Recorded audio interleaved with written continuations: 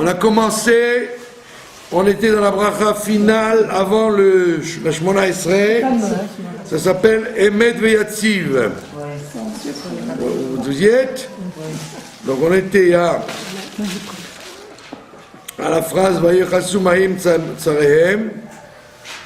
Il a recouvert avec de l'eau Tsarehem, leurs ennemis, dans la mer Rouge. Echad Mehem lo notar, pas un d'entre eux n'est resté vivant. En vérité, il y en a un qui est resté vivant, c'est le pharaon.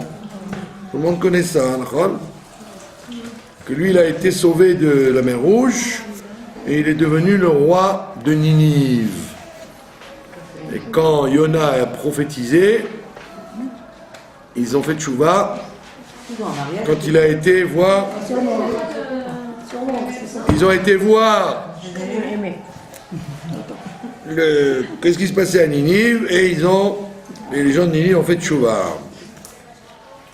Alzot shibechu auvim. Donc à cause de tout ça, tous ces miracles qu'il y a eu, shibechu auvim,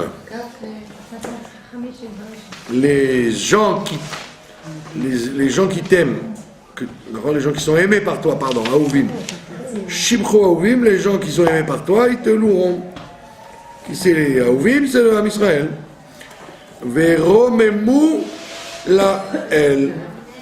Et ils grandiront le nom de Dieu. Natnu Yedidim, et les amis. Qui c'est les amis? C'est le Ham Israël qui s'appelle les amis de Dieu. Puisque Yedid, on a dit que c'était Yad. La main qui tient la main de l'autre. Donc nous tenons la main de Dieu et Dieu tient notre main. Donc on est ces Yedidim. Zmirot. On a dit différence entre Zmirot et Shirot, on a dit plusieurs fois que Zemer c'est avec un instrument de musique et Shira c'est avec la voix. La différence entre les Amers et la Shir. La Shir c'est avec la voix et les Amers c'est avec un instrument de musique, bien qu'en hébreu moderne on ne fasse pas la différence puisqu'un chanteur on l'appelle un Zamar, on ne l'appelle pas un char. En vérité, un zamar, c'est quelqu'un qui joue de la musique avec, pas qui chante seulement. Donc, Zmirot, Shirot, Vetish, Bachot, donc des chants orchestrés, avec des chants vocaux, Vetish, Bachot, et des louanges, Brachot, Veodaot, les gens te béniront et te remercieront, la Melech, au roi El Chai Vekayam, qui est vivant et qui se maintient. Ram Venissa, il est Ram, c'est-à-dire il est au-dessus de tout. Venissa, et il domine tout. Parce qu'on peut être au-dessus de tout et s'en fiche de tout. D'accord? Non, il est Ram et en même temps il est Nissa. Gadol Venora. Il est grand et il est effrayant. Alors qu'est-ce qu'il fait? Il est mashpil geim adearetz. Il prend les gens geim, les geim c'est les gens orgueilleux. Mashpil, il fait descendre les orgueilleux adearetz jusqu'au sol. Il fait tomber. Donc les gens qui sont trop orgueilleux, Dieu les descend jusqu'au parterre. Et d'un autre côté, au Magbiya, Shfalim, Admarom. Et il élève les gens qui sont humbles, Admarom jusqu'en haut. Donc il fait un principe de vase communicant, d'accord? Il fait descendre les orgueilleux et il fait monter les gens simples. Admarom jusqu'en haut. Motsi Asirim, il fait sortir les Assyriens, les prisonniers, d'accord? Comment la Chassidoute explique ce que c'est le prisonnier, c'est le Yetzer Hara, qui emprisonne l'homme, rentre dans ses limites, rentre pas étudier, pas prier, pas faire Aretz Israël, donc il limite l'homme. Donc quand l'homme sort de ses limites, En réalité, ça veut dire qu'il se libère de son Yitzhara. Comme on dit le matin d'ailleurs, dans les brachot, avant de commencer, on a dit ça déjà. Baruch Hashem, Matir Asurim, il libère les prisonniers. Donc on dirait pas ça tous les matins, rien que pour Pollard. On dit ça pour nous, pour les Yetzirah qui nous emprisonnent. Tous les matins on dit ça. Donc la même chose ici, Motzi Aserim, il libère les prisonniers. Podé Anavim, il rachète les gens humbles. D'accord ? Comme on l'a dit l'autre fois, la différence entre Podé et Goël. Vous vous rappelez ? Goël, ça veut dire qu'il libère quelqu'un comme ça, gratuitement.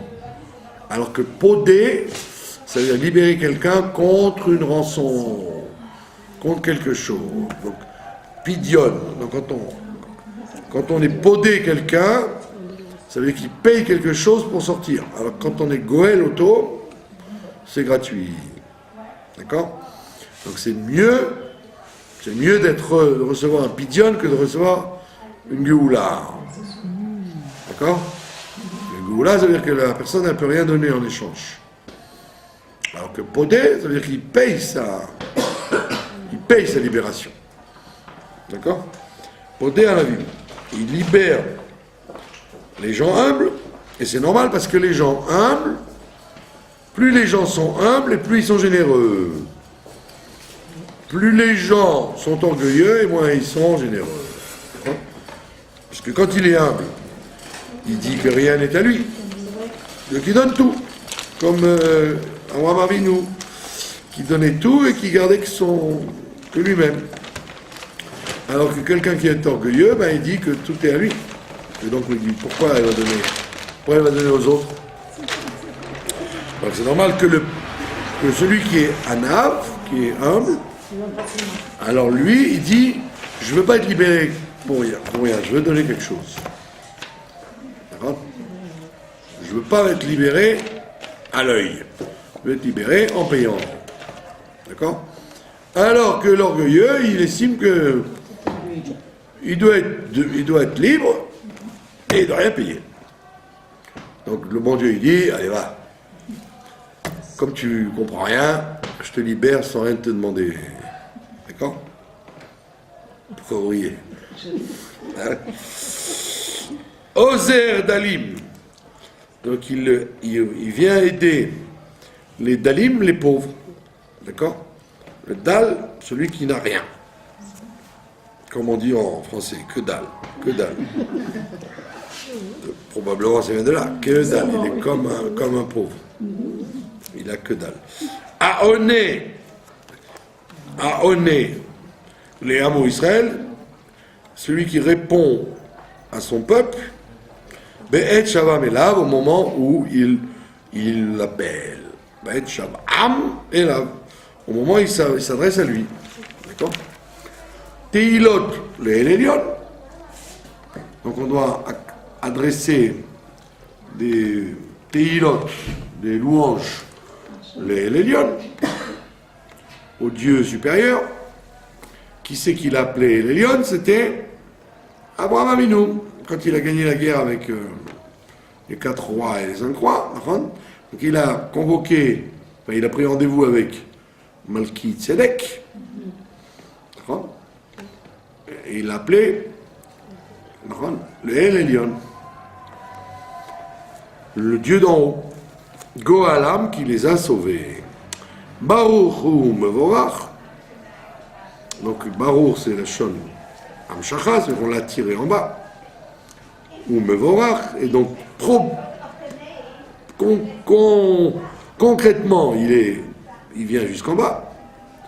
Il se révèle dans les mondes en dessous. Et qui c'est qui a fait tout ça ? Moshe Uvnei Israël, Lecha Anu Shira. Au début, c'est Moshe et les Bnei Israël qui t'ont Anu. En hébreu moderne, la Anot, ça veut dire répondre. Mais dans la Torah, la Anot, ça veut dire proclamer. Ça ne veut pas dire répondre. D'accord ? C'est l'hébreu moderne qui a trafiqué le mot, que quand vous dites la note, ça veut dire répondre. Donc à une question. Alors qu'en hébreu, tanachique. À nous, ça veut dire, ils ont crié, ils ont proclamé Shira, un chant. C'est-à-dire, vous pouvez dire, quand vous êtes content, alors vous chantez, vous dites merci, d'accord?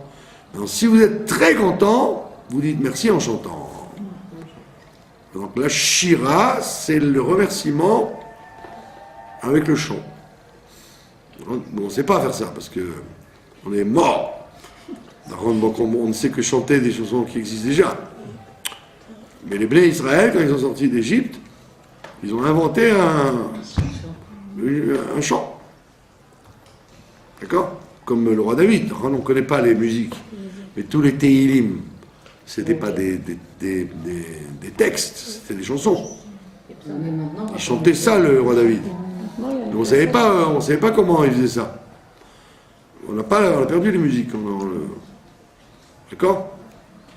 On n'a pas gardé les musiques des Tehillim. Il y a un CD en ce moment, ça fait un moment.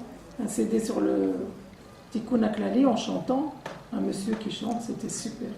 Ouais, d'accord, mais c'est des chansons modernes. Ouais, mais les chansons originelles du Beth Amikdash ou de David Ameler ou celle-là, la Shira. C'était quoi la Shira? Comment c'était la musique?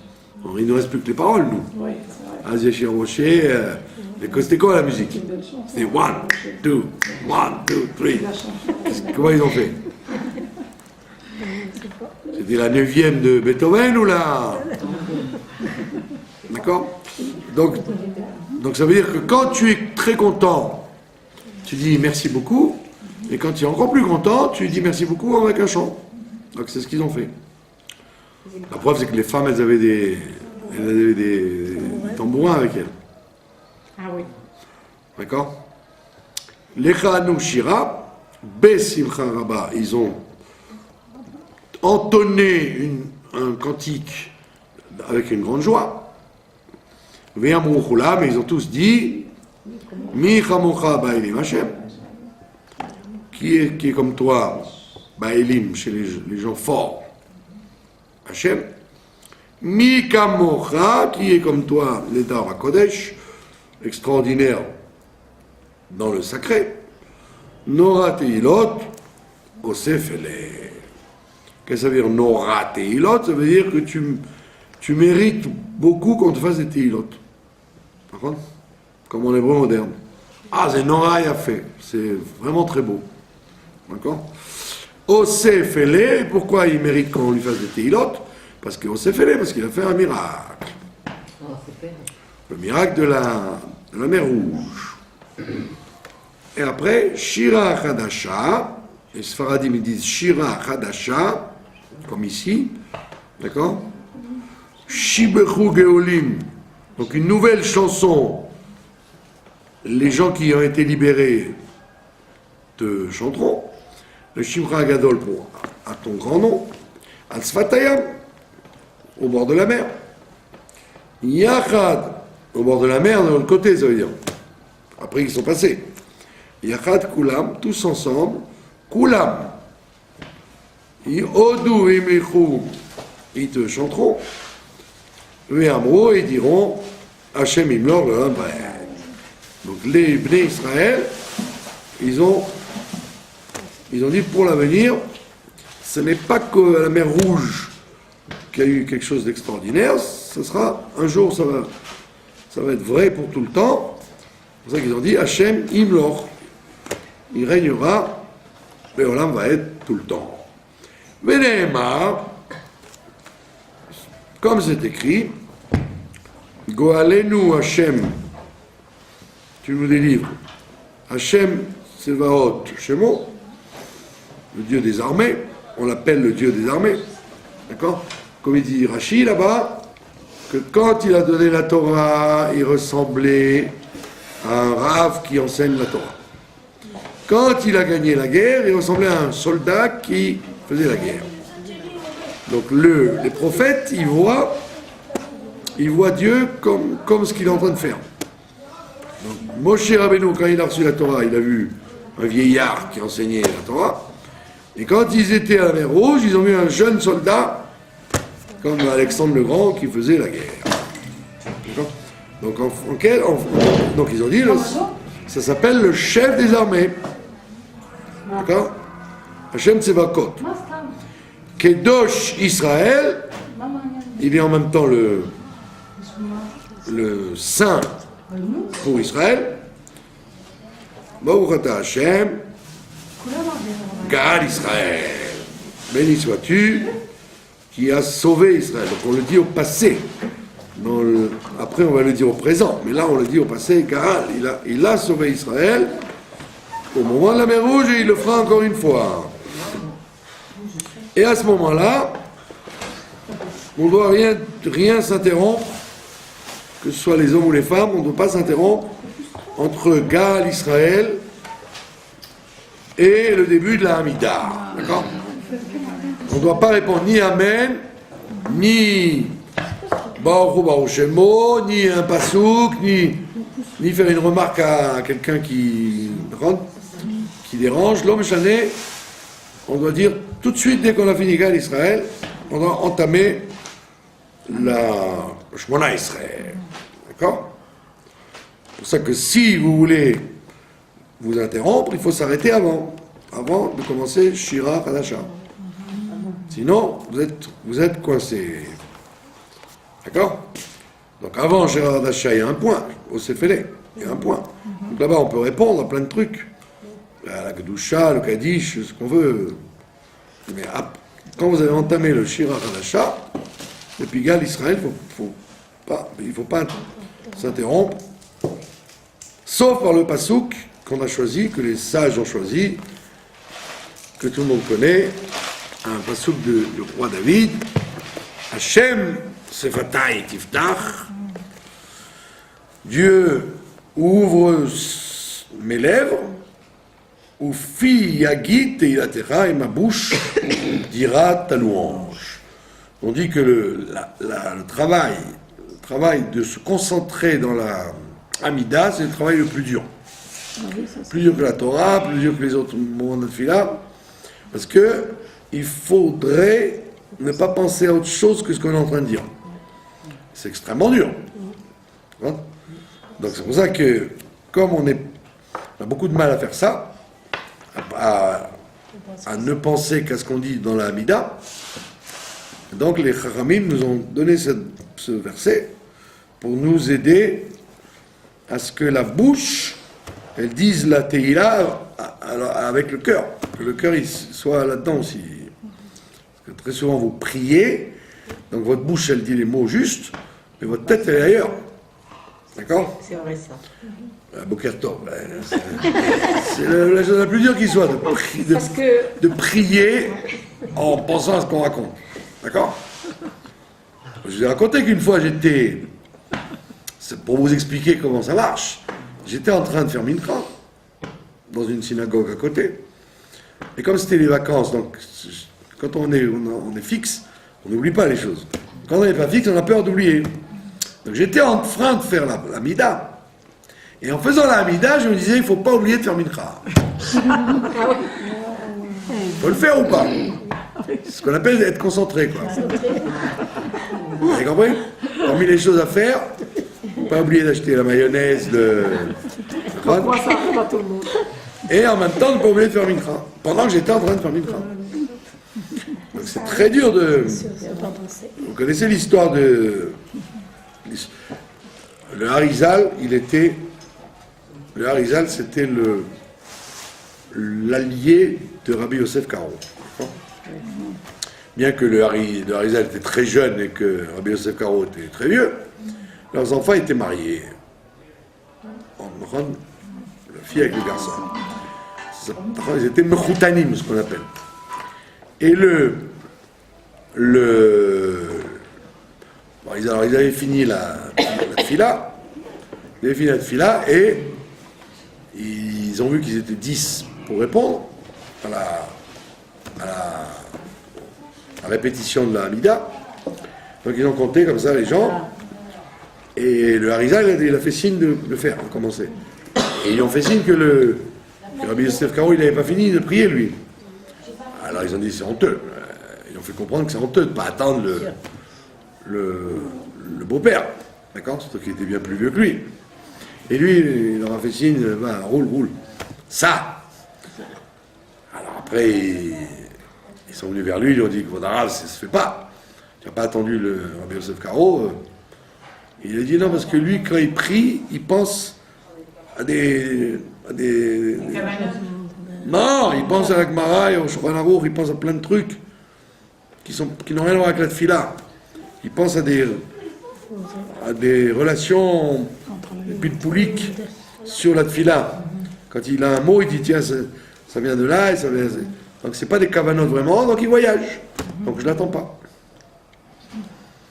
Ouais. Si je savais qu'il priait d'après les kavanotes, je l'aurais attendu. Mais comme il a sa tête ailleurs, parce qu'il ne peut pas faire autrement que de penser à la Torah quand il prie, donc on ne peut pas l'attendre. Vous avez compris?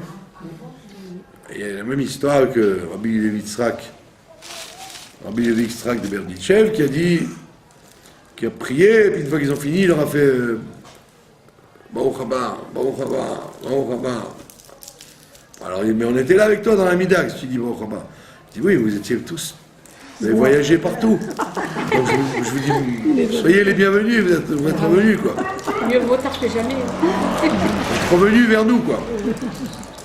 Donc ça veut dire que c'est classique que les gens ne sont pas concentrés au moment de la Hamida. Donc c'est pour ça qu'on dit ce pasouk, Hashem Sfatay Tiftach, ouvre mes lèvres, et que ma bouche dise tes louanges, ça veut dire que j'ai la force, que ce que je dis, je le pense. D'accord? Donc chaque fois que vous avez une idée étrangère, il faut la chasser. Donc vous devez penser Baruch, Ata, Hashem, chaque mot le penser, en comprenant ce que vous dites, et en comprenant où on va et qu'est-ce qu'on fait. Voilà. Donc on commence la Hamida. Donc à ce moment-là, on doit baisser les genoux, d'accord, et se plier en même temps. On doit faire Baruch Ata, et au moment où on dit le mot Hashem, on se relève. Baruch Ata Hashem. Donc Baruch, ça vient du mot genou, Berech, donc on plie les genoux. Quand on dit Ata, on se baisse encore plus, et quand on dit Hashem, on se lève entièrement. Elokeinu, Elokei Avoteinu, notre Dieu est le Dieu de nos pères. Alors, comme on l'a déjà dit 3000 fois, chronologiquement, il était le Dieu de nos pères. Il était d'abord le Dieu d'Abraham, Yitzhak et Yaakov avant d'être notre Dieu à nous. Si on n'avait pas reçu l'héritage des Avot, on n'aurait jamais cru en Dieu. Alors on aurait dû commencer par Elokei Avotenu, mais Elokeinu. Pourquoi on a inversé? Parce qu'on te dit, ok, c'est vrai qu'il est le Dieu de tes pères, mais on veut d'abord qu'il soit ton Dieu à toi. Tu fais pas le judaïsme parce que tes pères l'ont fait. C'est pas de la tradition. Tu dois le faire parce que c'est vrai pour toi déjà, et en même temps c'était vrai pour tes pères. Pas le contraire. D'accord, tu es traditionnaliste, comme ils l'ont fait, alors je le fais. Non, tu dois le faire parce que c'est ton affaire à toi, et en même temps c'était l'affaire de tes parents. Mais avant d'être l'affaire de tes parents, ça doit être ton affaire à toi. D'accord? C'est une affaire de chaque génération, à chaque fois, et pas simplement une continuation de ce qui s'est fait avant. Parce que sinon, tu vas dire, mais moi, j'en ai rien à faire. C'est pas parce que Abraham, il a 4000 ans qu'il croyait en Dieu que moi, je suis obligé de prendre avec tous les progrès technologiques et tout. Peut-être qu'il était un peu primaire, c'est Abraham. Mais aujourd'hui, avec l'iPhone et après le patiphone, il y a eu l'iPhone D'accord. Donc aujourd'hui, où le monde est tellement moderne, on a mis les pieds sur la lune et tout, peut-être que tout ça, c'était des histoires de grand-mère. Alors on dit non, ça doit être ton affaire à toi, et en plus, c'était aussi l'affaire de tes ancêtres. Elokeinu, donc notre Dieu à nous, Velokei Avotenu, et aussi le Dieu de nos ancêtres. Elohé Abraham, le Dieu d'Abraham. C'est quoi le Dieu d'Abraham? Quoi, il y a un Dieu pour chacun. Il n'y a qu'un Dieu, il n'y en a pas 50. Qu'est-ce que ça veut dire Elohé Abraham, Elohé Yitzhak, Elohé Yaakov? Ça ne marche pas cette histoire-là. Il aurait dû dire Elohé Abraham, Yitzhak, Yaakov. Il n'aurait pas dû répéter à chaque fois Elohé Abraham, Elohé Yitzhak, Elohé Yaakov. Pourquoi il répète à chaque fois? Parce qu'on dit qu'en vérité,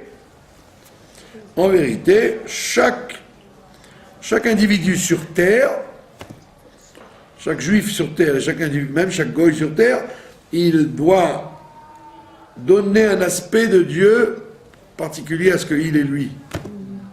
D'accord? Donc, Abraham qui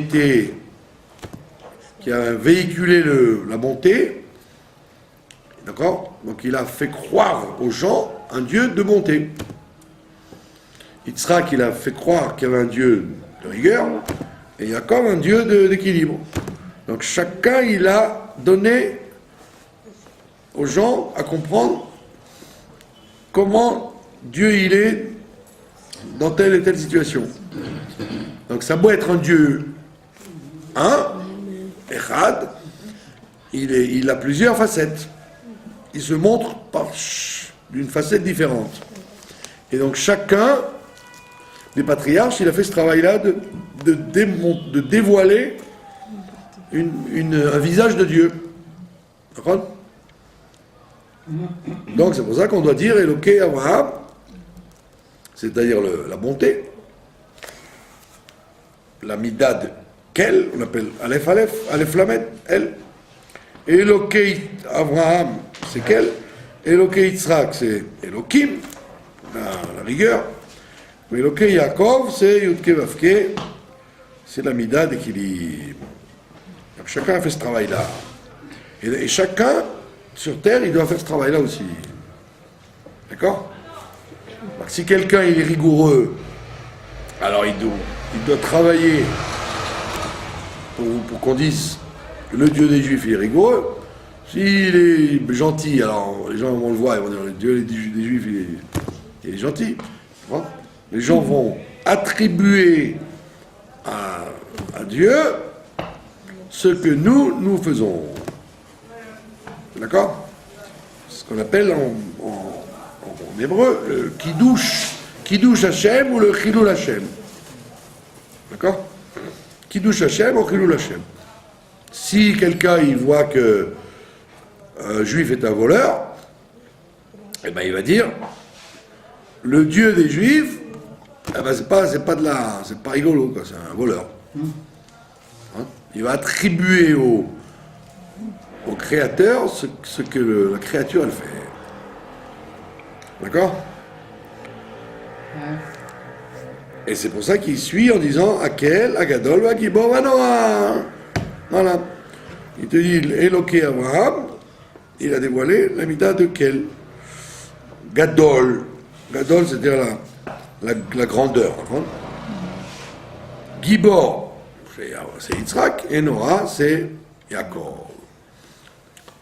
Et avant, il était que El Elyon, comme on l'a vu tout à l'heure. D'accord? Autant de Shem. Melchizedek, c'était Shem. Il n'était qu'un dieu d'en haut. Mais grâce au Havot, il est devenu un dieu ici-bas. Gomel Chassadim Tovim.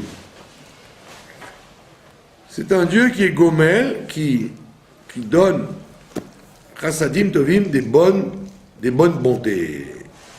D'accord? Comme on dit le matin, à Gomel Chassadim Tovim, le mot Israël. Comme on l'a vu plusieurs fois, que puisque de Dieu ne peut rien descendre de mal, Enra Yored Minashamayim, il n'y a jamais avoir du mal qui descend. Donc, même si il y a quelque chose de terrible, une catastrophe, une guerre, des malheurs, c'est obligé de dire que c'est du bien, puisque c'est Dieu qui l'envoie. Alors vous aurez dit, ben voilà, donc Dieu il fait que du bien. D'accord? Non, mais c'est très dur de remercier Dieu et de dire ah bravo, dans la Shoah, grâce à la Shoah, j'ai vu que Dieu existe. On n'a pas envie de ça, on n'a pas envie que Dieu il se dévoile comme un Dieu de justice et de dureté. Donc on veut qu'il fasse des chassadim tovim. Pas des chassadim seulement, mais des chassadim tovim. Des choses qui soient ressenties comme du tov. Que j'ai pas besoin de travailler sur moi pour voir que Dieu est bon. D'accord ? Vous voyez bien que la plupart du temps, quand est-ce que les gens disent Dieu est grand. Comment Dieu est grand? Quand il leur est arrivé quelque chose de bien. Ils disent Dieu est grand. Alors moi je leur dis et sinon il n'est pas grand. Même si tu es tombé sur une flaque d'eau, il est grand. Et tu vas pas dire Dieu est grand, je suis tombé sur une flaque d'eau. Tu vas dire qu'est-ce que j'ai fait au bon Dieu pour être tombé sur une flaque d'eau? D'accord? Si tu es tunisien, tu vas dire Zek, je suis tombé sur une flaque d'eau. Alors que si tu es arabe, tu aurais dû dire Dieu est grand. Je suis tombé sur une flaque d'huile avec mon costume. Alors les gens ils disent pas ça, ils disent Dieu est grand, j'ai gagné au loto. Si quand tu as perdu, tu n'as pas dit qu'il est grand. Alors qu'il est grand aussi même quand tu perds. C'est l'homme chalet. Donc de là on voit bien que les chassadim tovim, c'est sûr que les chassadim tovim, ça donne plus envie de louer Dieu quand il y a des chassadim tovim, quand des chassadim qui sont ennuyeux. Connaît à kol. Dieu il est connaît à kol. C'est-à-dire quoi? Il a été au magasin, il a acheté tout. Il achète tout, ça veut dire connaît à kol. D'accord?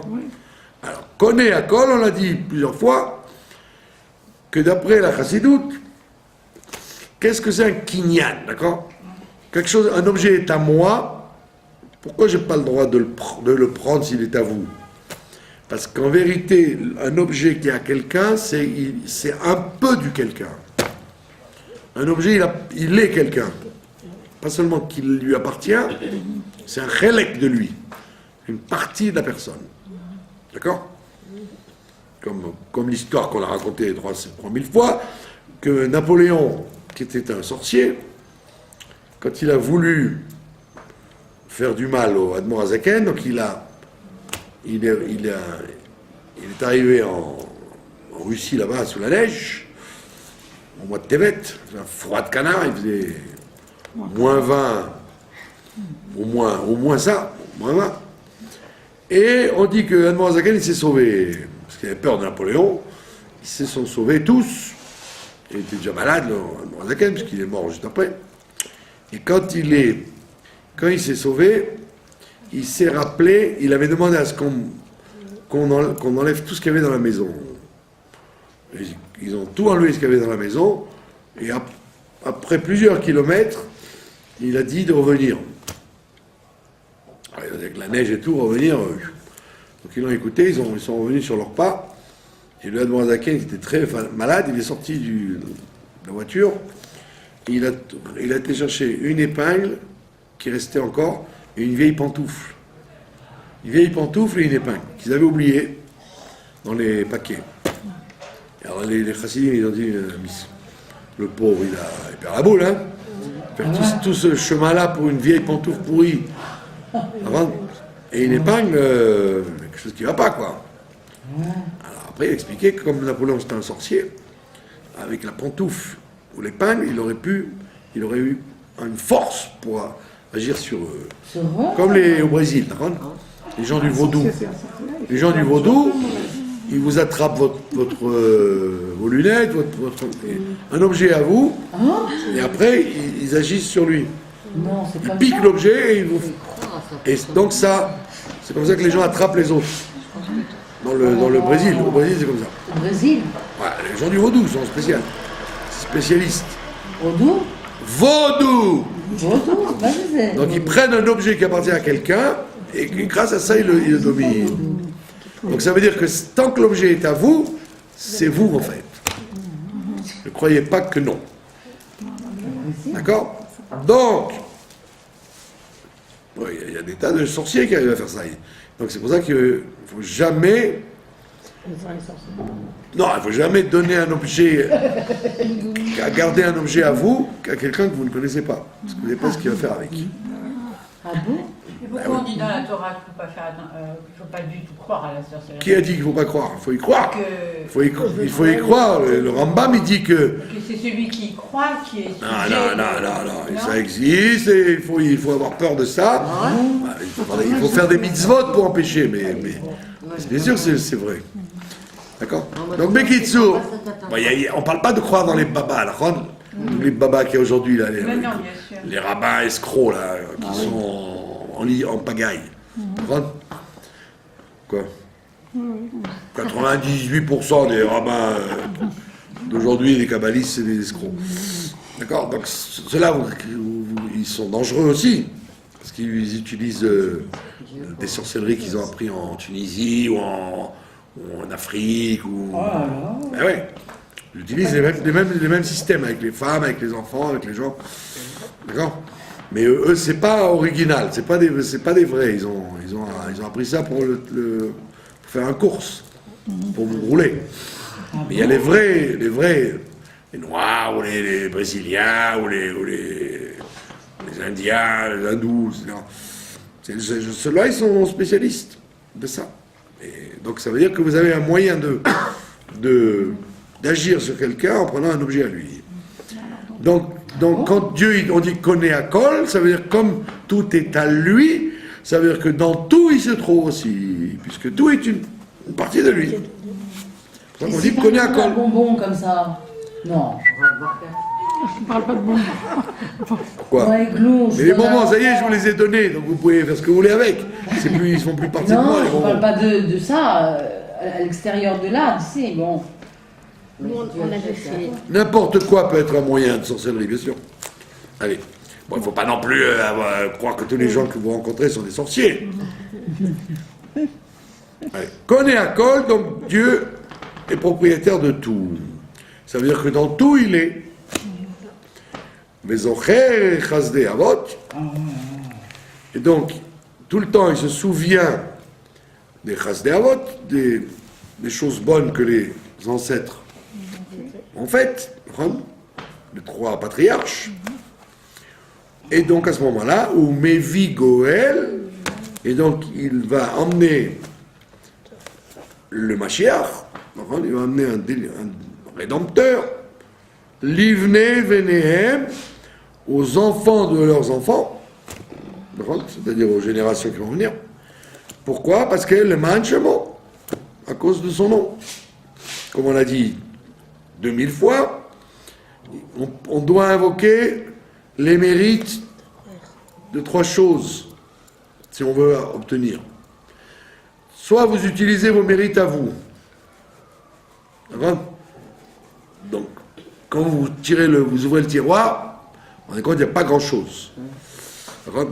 Donc, vos mérites à vous, ils ne sont pas tellement importants pour que le bon Dieu il vous envoie une délivrance. Donc vous dites, bon, mes mérites à moi ne suffisent pas, donc j'invoque le mérite des ancêtres. D'accord? Trace des avots. Et il y a peut-être que le mérite des ancêtres, peut-être qu'il est déjà terminé depuis le temps. On a tiré dans le compte, d'accord, sans arrêt. Donc peut-être qu'il est vide, le compte des ancêtres. Alors ce qui nous reste, c'est le Manchemo. Si tu ne nous l'envoies pas pour nous ou pour eux, on va le au moins pour toi. Pour que pour pas qu'il y ait un Chilul Hashem dans le monde. Pour pas que les goïms disent aïe, aïe Elohim, où il est leur Dieu. Comme ils disent les gens les musulmans féroces, là, les Hamas. Ils disent, mais ça y est, le Dieu des Juifs n'est plus avec eux, alors on risque rien, on peut les attaquer. Donc, c'est pour ça qu'on dit, toi, tu dois dire que tu as des srouillottes. Mais tu dis, oui, mais peut-être ça ne suffit pas, donc. Alors rappelle-toi des srouillottes des ancêtres. Et ça ne suffit peut-être pas. Alors dis, alors pour toi, si tu ne le fais pas pour nous et pour eux, fais-le pour toi. Donc voilà les trois armes pour arriver à obtenir une réponse de Dieu. Le man shemo be'ahava. Donc, à cause de son nom, il enverra ce Goël Béava, et on dit, attention, tu nous l'envoies, mais Béava, par amour. C'est-à-dire sans Shoah, et sans Inquisition, et sans catastrophe. Tu pourrais nous l'envoyer parce qu'on est... Parce qu'on a besoin. Parce que tu nous as tapé dessus, alors tu dis, bon, maintenant que je vais te taper dessus, je vous donne une récompense. Il dit, non, Béava, amène-le nous, mais Béava, par amour. Hein. Melech, il est roi. Ozer, il nous aide. D'accord? Ou Moshia, et il nous sauve. Ou Magen, et il nous protège. D'accord? Comme on a expliqué plusieurs fois que avant qu'Adam Arishon ne faute, bien tout se faisait les doigts dans le nez, comme on dit. Tout se faisait tranquillement. C'est-à-dire qu'Adam Arishon, il n'y avait aucune accusation contre lui. Il pouvait faire ce qu'il voulait. Il recevait tout généreusement. Dès qu'il a fauté, il a provoqué que dès que tu veux quelque chose de bon, il y a des accusations qui vont t'empêcher de l'avoir. D'accord ? C'est systématique. Évidemment, ça s'use. Plus le temps passe, plus les accusations diminuent. Elles s'atténuent, elles s'amenuisent. D'accord ? Mais c'est obligé que ce soit toujours comme ça. Depuis Adam Arishon. C'est la fameuse histoire de... C'est-à-dire que dès que vous faites quelque chose de bien, c'est pas facile. Dès que vous faites quelque chose de bien, dès que quelque chose est facile, c'est que c'est quelque chose de pas bien.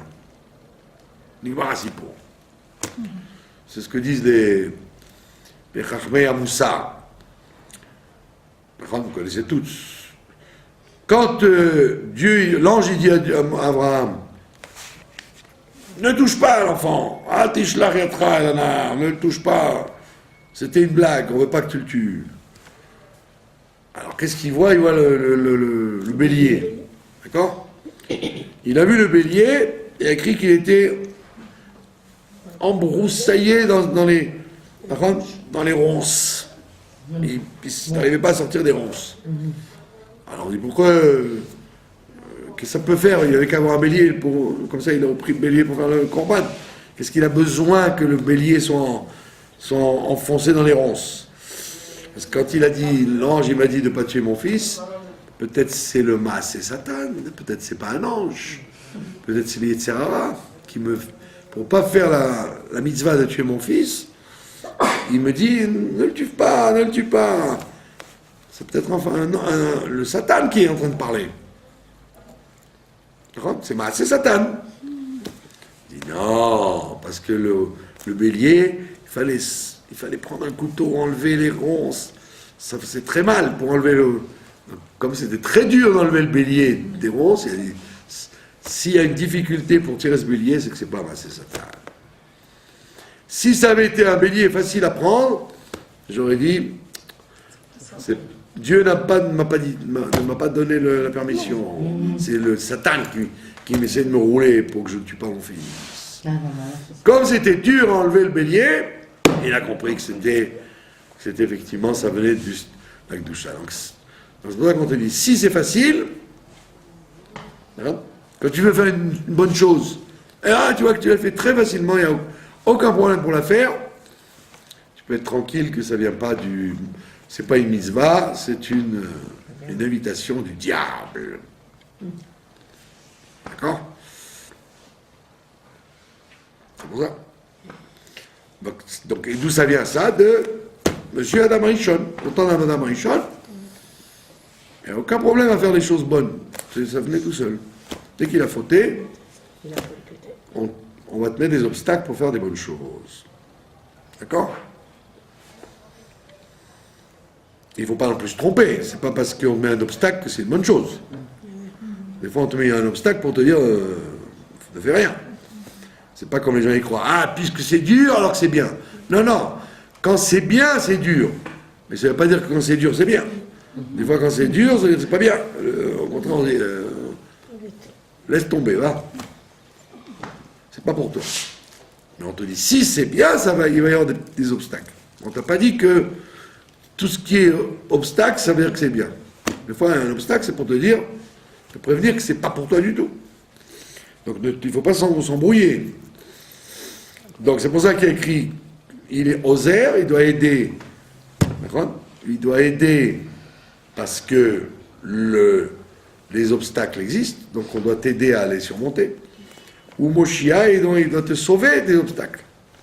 Ou Magen, il doit te protéger des obstacles. D'accord? On voit bien que là, il y a une Ezra, une Yeshua et une Agana. Trois phénomènes pour empêcher les obstacles. Une aide pour les surmonter, être délivré des obstacles quand ils sont trop forts, et être protégé quand ils veulent t'attaquer. D'accord? Donc tu vois bien qu'avant d'arriver à faire une bonne chose, il y a quand même pas mal de barrières à franchir.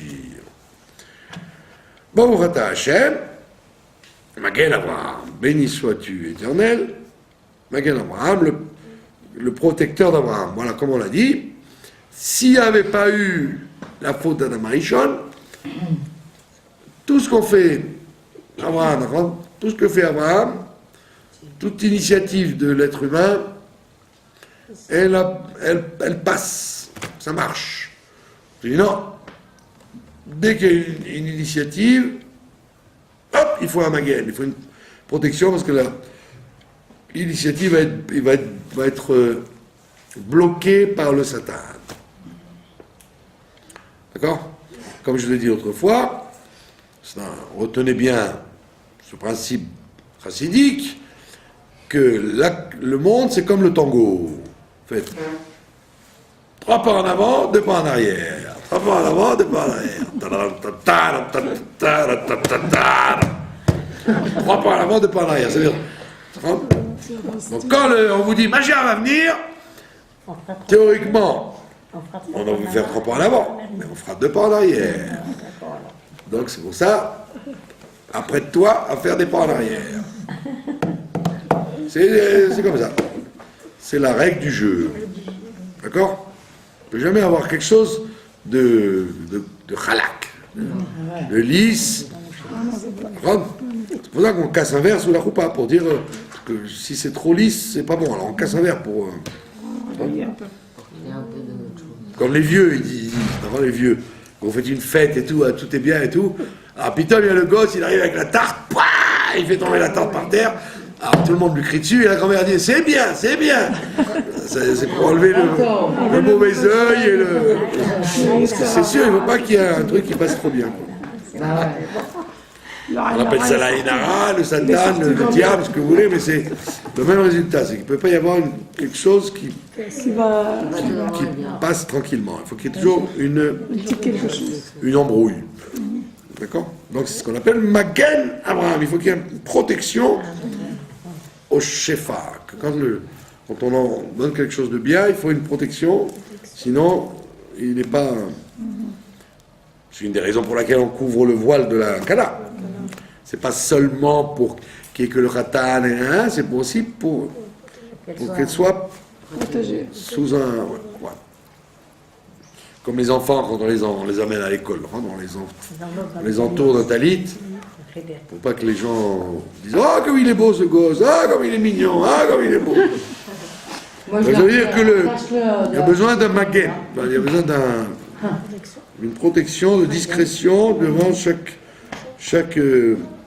quand quelque chose de bien doit arriver, c'est comme ça que ça se passe. D'accord? C'est la preuve, c'est que même les tables de la loi, voilà, les premières tables, on dit qu'il y a eu l'œil sur elles. Comme il y a trop de you, ils ont fait trop de you aux premières tables, ben, on les a cassés. Il y a le veau d'or, etc. Alors que les deuxièmes tables, ils étaient en train de faire Kippour, tranquille, le Moshe est descendu, ni vu ni connu, et celles-là, on les a gardées. Donc dès qu'il y a quelque chose de bon, il y a toujours des forces du mal qui ont besoin d'une nagana. On a besoin de protéger les forces du mal. Des forces du mal. Donc vous dites ça, quand vous dites la tefila, vous dites ça. Au Rad Hashem, Magen Abraham. Il n'y a pas écrit Magen Yitzhak ou Magen Yaakov. Non, Magen Abraham, parce que chose de bien qui va se faire, il va y avoir un...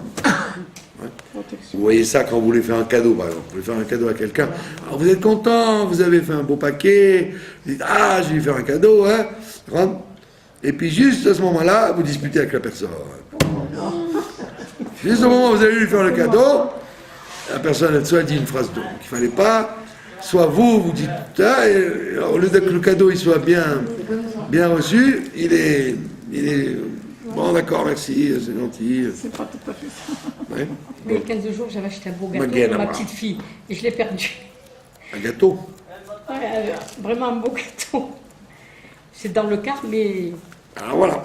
j'ai dit Dieu fasse que le chauffeur l'a gardé, hein, parce que ça m'aurait fait de la peine qu'il lui mette à la poubelle. Hein. Non, ça va, c'est encore. Vous inquiétez pas, il y aura toujours quelqu'un. Tout va bien encore. Attaque. C'était la- D'accord. Attaque Gibor. plaisir. Oh, les événements. Hein. Alors après on passe. Donc première bracha, c'est par rapport à Avraham Avinu. Dis-nous, oui. Il y a une deuxième bracha, c'est par rapport à Yitzhak. Ça s'appelle Gvurot. On l'appelle Gvurot. La première, on l'appelle Avot. C'est la bracha d'Avraham Avinu. Après, on l'appelle Gvurot. C'est la bracha de Yitzhak Avinu. Ata Gibor Leolam Hashem. Tu es Gibor, c'est-à-dire tu es très fort. Mechaye Metim. Et tu ressuscites les morts. Ata, il n'y a que toi qui fais ça. Rav le Hoshia, et tu peux sauver énormément. D'accord? Donc on voit bien que, comme on l'a expliqué 3000 fois, que c'est de la rigueur que vient la bracha. Quand on est bon, on amène moins de bracha que quand on est rigoureux. D'accord? Quand on est bon, ça ne fait pas avancer le schmilblick. On voit bien que Yitzhak, il a fait plus de travail de dévoiler l'Elokut dans le monde, alors qu'il était très rigoureux, que son père Yitzhak, qui était gentil avec tout le monde. Donc on voit bien que à tel point que c'est de la rigueur que vient la résurrection des morts. La plus grande bonté que Dieu fera, c'est la résurrection des morts. Ça veut dire qu'il n'y a plus de limite à la... Le monde n'a plus de limite, puisqu'il y a l'éternité. Alors vous aurez dit, c'est grâce à la bonté qu'on amène l'éternité. Non, c'est grâce à Yitzhak, c'est grâce à la rigueur. Donc quand vous rajoutez 3500 ans de la rigueur, c'est là que vous allez obtenir rajouter des grammes de rigueur. C'est ça qui va déclencher la résurrection des morts. Pas les grammes de bonté, les grammes de rigueur.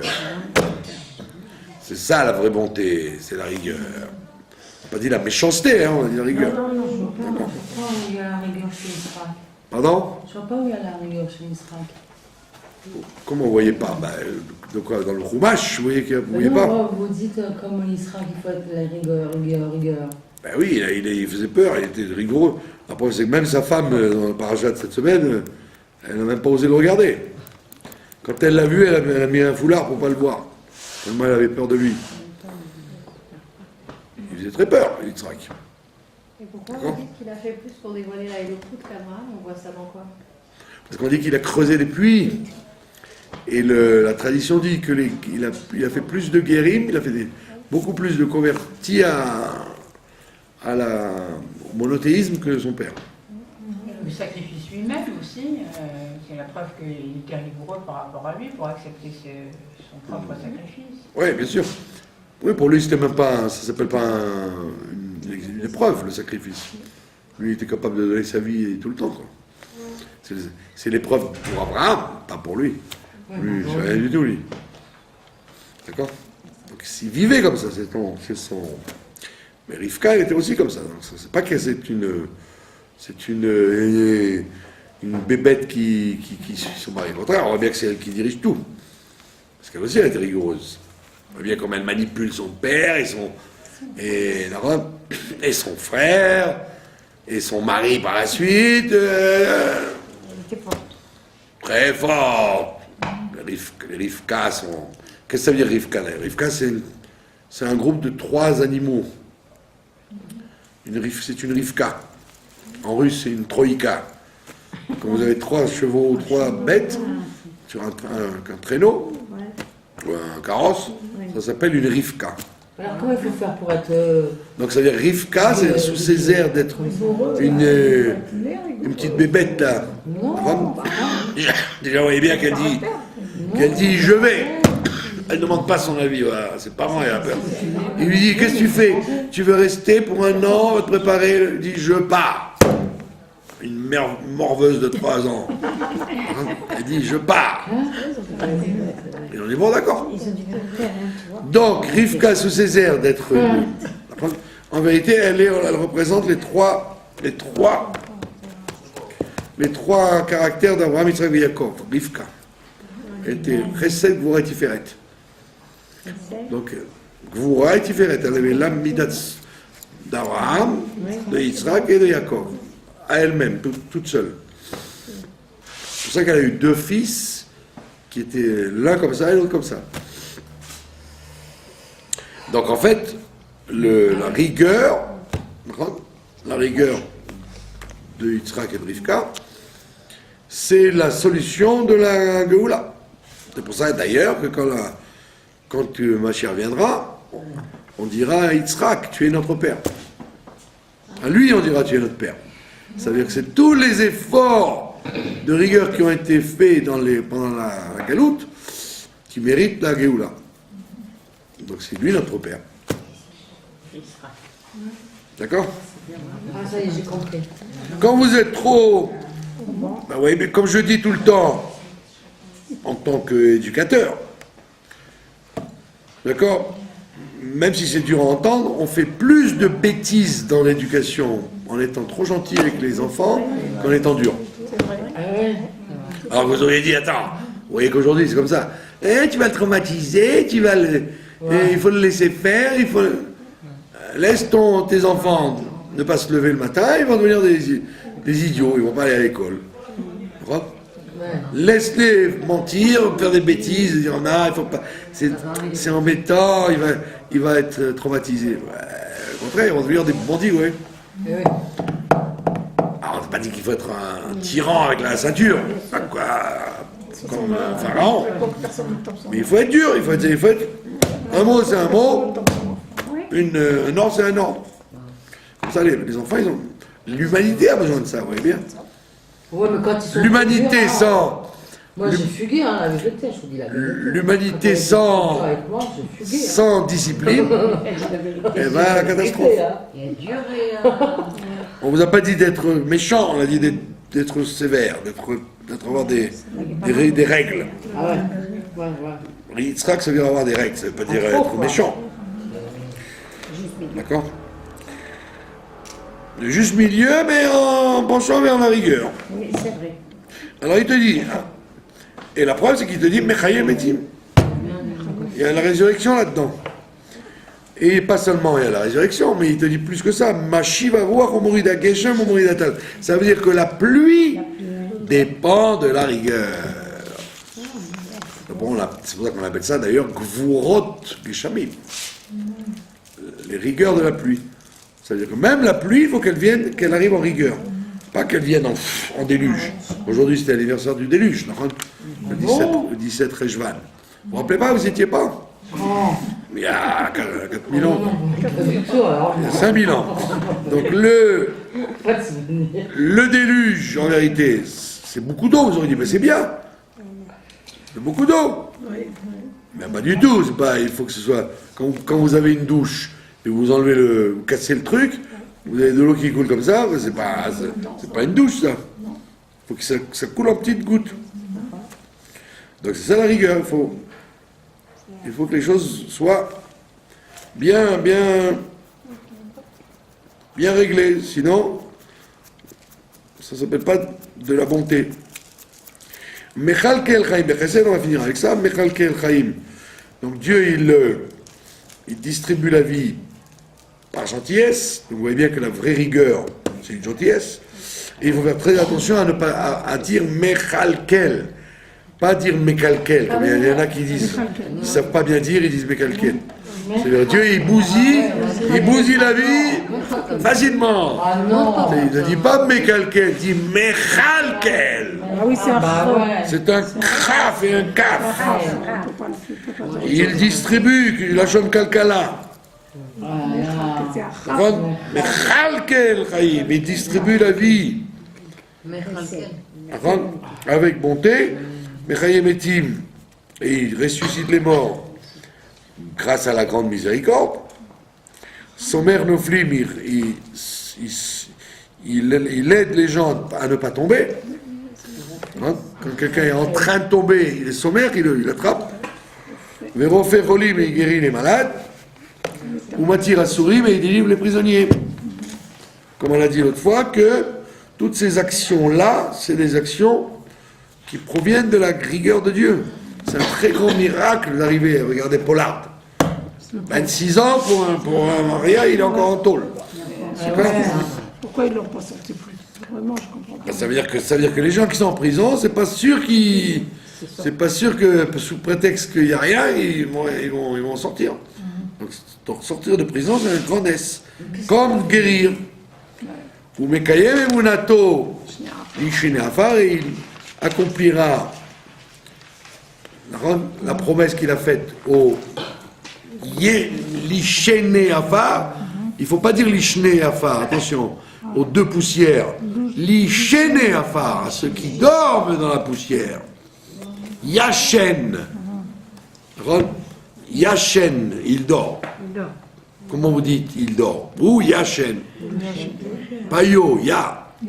Ou Yachen. Yeshena, elle dort. Donc, l'Ishene Afar, c'est qu'ils sont en train de dormir dans la poussière. D'accord? Il n'y a pas de mort, quoi, ça veut dire. Les morts, c'est les Rechaïm. Mais les Sadikim, ils dorment seulement dans la poussière. Miramocha, qui est comme toi, Baal Gevurot, le propriétaire de la force, ou Midomelar, et qui est-ce qui te ressemble? Meler Memit Umraye, tu es un roi qui, capable de tuer, est capable de refaire vivre. Umatzmia Yeshua, il fait pousser la délivrance.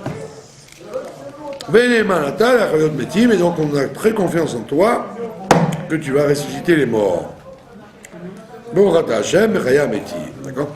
Donc c'est pour ça que les gens qui ont perdu un parent, c'est bien qu'ils soient officiants. Pourquoi on dit que c'est bien d'être officiant? Parce qu'il dit ça. Il dit ça à voix haute. Donc il garantit aux morts qu'il va revenir. C'est pour ça qu'on dit ça à Borata Hashem et Chaya Metim. Voilà. Merci de votre attention. Merci à vous. Merci à vous.